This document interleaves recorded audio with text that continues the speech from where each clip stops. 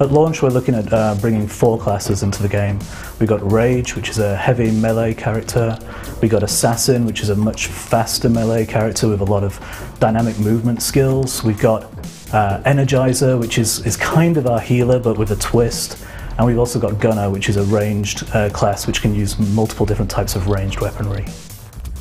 Gunner is our main ranged DPS guy. He uses guns primarily, but also uses bows, crossbows, weapons like that. He's got some brilliant skills for really controlling the environment, really controlling his target so that he can really maximize the damage he's doing.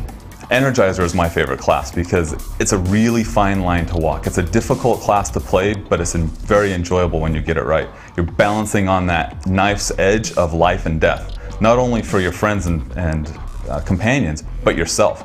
I'm doing damage to myself to heal my buddies. They are there to assist teammates, boosting them with powers or healing them, but they do fight.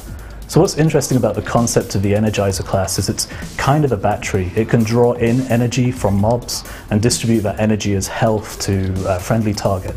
Rage, they are more like a kind of a big, bulky, muscular people, classes which they carry big swords, with big armors. With Rage, what we've got is our Barbarian class, effectively. He's a real heavy hitter. He uses two-handed weaponry. All his swings, they can hit multiple targets at the same time, so there's a lot of AoE skills, and it's also really got some really beefy-looking, sort of oversized weaponry. Assassins are our stealthy class. They would be the ones that hide in the shadows, that come from nowhere. One of the key things about that class as well is mobility, the ability to get to targets quickly, almost teleport to targets to begin attacks. They can also stealth. It's the only class in the game that has stealth and can attack coming out of stealth as well.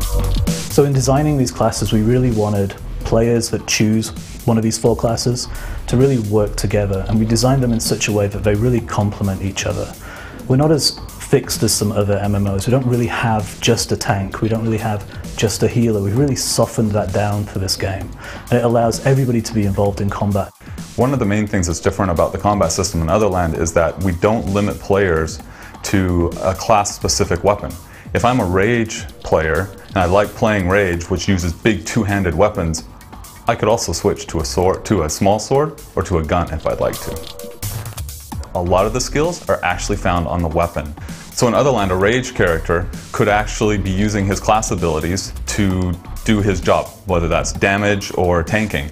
But then he could also equip, let's say, a gunner shotgun, and it has its own special abilities, and he can then use those abilities in combination with his own Rage class abilities to create really interesting and fun scenarios.